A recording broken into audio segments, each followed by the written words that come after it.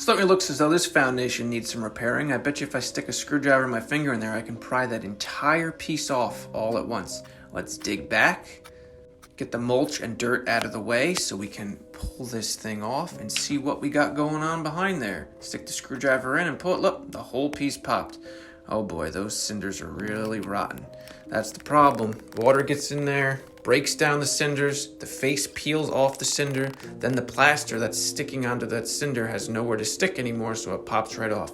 You'll know this is the case if you tap it and it sounds hollow. Now what we're gonna do is we're gonna break the faces off of all these cinders. The other side of this is a garage. Once the faces are off, we're going to rod and pier.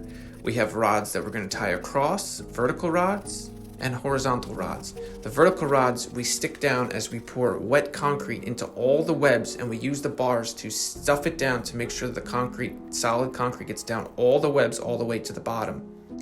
Once we see that all those webs are completely full, we fill our form up the rest of the way, constantly tapping it to make sure there's no air bubbles, and we get it all the way up. Then we run solid fours on top of that.